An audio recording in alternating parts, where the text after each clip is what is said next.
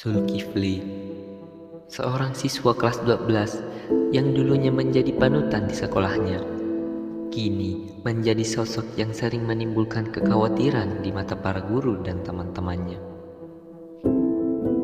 Ketika tahun ajaran baru dimulai, semua tampak baik-baik saja. Zulkifli masih aktif mengikuti kegiatan ekstrakurikuler, menghadiri perlombaan e-sport, dan mendapatkan pujian atas nilai-nilainya yang konsisten tinggi.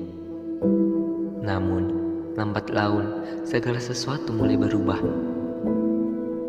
Nilai-nilainya yang selama ini menjadi bukti dedikasi dan kerja kerasnya menurun drastis.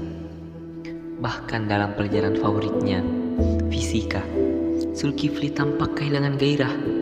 Ia lebih sering terlihat termenung saat jam pelajaran berlangsung. Bahkan tidak jarang duduk sendirian di sudut kelas ketika waktu istirahat. Beberapa teman mendekatinya, mencoba menanyakan apa yang terjadi, tetapi Zulkifli hanya menjawab dengan senyuman tipis tanpa memberikan penjelasan. Di rumah, perubahan sikap Zulkifli juga dirasakan oleh keluarganya. Ibunya sering melihatnya duduk di meja belajar, menatap buku tanpa membukanya. Zulkifli tidak lagi antusias menceritakan aktivitas sekolahnya atau rencana masa depannya yang dulu penuh semangat ia bicarakan. Perubahan ini tidak hanya memengaruhi nilai akademiknya, tetapi juga interaksi sosialnya. Zulkifli yang biasanya ceria dan ramah mulai menarik diri dari teman-temannya. Ia menolak ajakan untuk bermain futsal atau sekedar nongkrong di kantin. Ada satu hal yang tidak diketahui oleh orang-orang di sekitarnya. Zulkifli ternyata sedang menghadapi konflik batin yang cukup besar. Ia merasa bimbang dengan perasaannya terhadap seorang gadis dari kelas lain yang telah menarik perhatiannya sejak beberapa bulan terakhir. Gadis itu adalah seorang yang ia lihat sebagai sosok sempurna, cerdas, cantik, dan ramah kepada semua orang. Namun, setiap kali mencoba mendekatinya, Zulkifli merasa gugup dan tidak percaya diri. Perasaan itu membuatnya sering melamun, membayangkan berbagai skenario tentang apa yang akan terjadi jika ia memberanikan diri menyatakan perasaannya. Di sisi lain, ia juga dihantui oleh ketakutan akan penolakan. Pikiran ini perlahan menguasai dirinya, membuatnya sulit untuk fokus pada hal-hal lain, termasuk pelajaran. Assalamualaikum. Waalaikumsalam. Silakan masuk. Baik, Pak.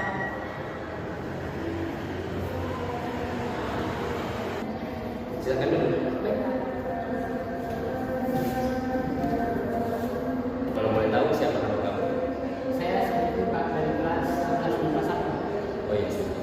Perkenalkan saya Arsya. Kamu bisa panggil saya Pak Aceh. Baik. Sebelum kedatangan kamu ke sini, pasti ada hal-hal yang ingin kamu ceritakan. Nah, sebelum itu saya akan menjelaskan kepada kamu. Dalam konsep ini terdapat yang namanya asas kerahasiaan. Jadi kamu tidak perlu merasa khawatir untuk menceritakan apa masalah kamu kepada saya. Oh iya, baik, Pak. Oke, kalau begitu kamu bisa mulai bercerita sendiri. Sebenarnya, Pak, banyak yang saya mau ceritakan. Tapi saya takut akan memilih terlalu banyak ke Bapak. Kamu tidak perlu khawatir. Saya malah senang jika kamu ikut bercerita. Waktu yang digunakan dalam sesi konseling ini disesuaikan dengan kebutuhan kamu. Tapi biasanya waktu konseling itu kurang lebih 40 menit.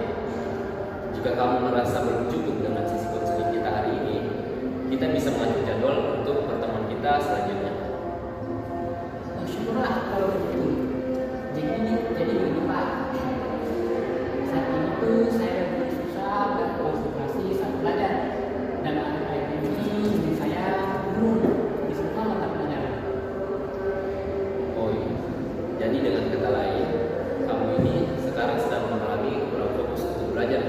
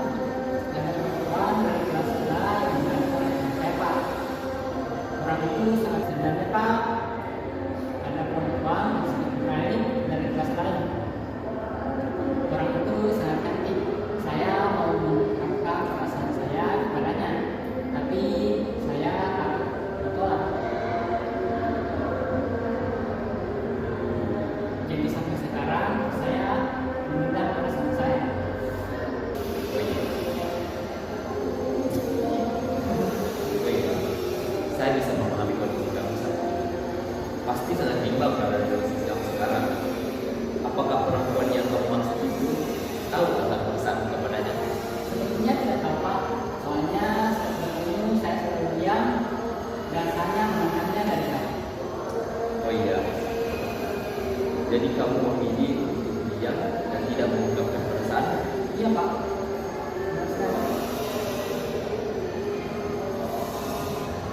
Hubungan dalam hati itu, bilang hatimu yang paling dalam, hal-hal apa yang kamu ingin atau sampaikan? Bagaimana perasaan kamu sekarang? Saat ini saya sedang berjalan Pak. Cukup betul. Begini, berdasarkan konseling yang kita lakukan tadi, kamu itu merasa kurang fokus karena kamu masih memendam keinginanmu untuk memberitahukan isi hati. Jadi, kamu sudah mengungkapkan isi hatimu tadi kan? Alhamdulillah, sekarang sudah baik-baik saja. Janganlah jauh dari tenang. Kamu sebenarnya sudah memiliki keinginan untuk mengungkapkan, tapi kamu masih merasa takut dan ragu. Saya rasa tidak ada salahnya kamu mencoba untuk mengungkapkan perasaanmu, mengatakan hal ini kepada perempuan tersebut. Siapa tahu orang itu akan menerima dan membalas perasaan kamu. Oh iya Pak, tapi saat ini saya masih merasa kurang percaya diri. Betul, itu memang susah. Tapi apakah kamu akan terus memendam perasaanmu selamanya? Saya yakin kamu pasti bisa melakukannya. Dan kamu berani mengungkapkan perasaan, kamu tidak perlu memendam keinginanmu. Itu memang susah. Tapi apakah kamu akan memendam perasaanmu? Saya yakin kamu pasti bisa melakukannya.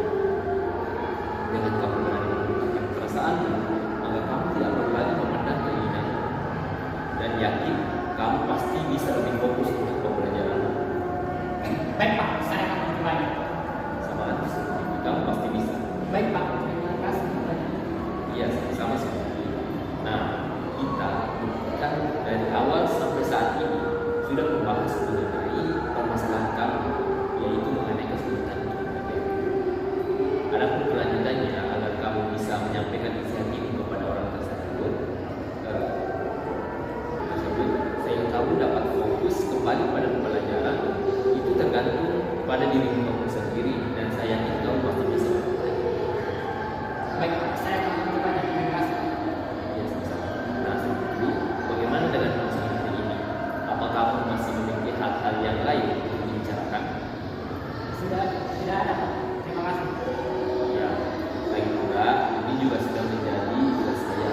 Oh iya, nanti kamu boleh kesini lagi kalau menemui sebuah persoalan yang belum bisa kamu selesaikan sendiri.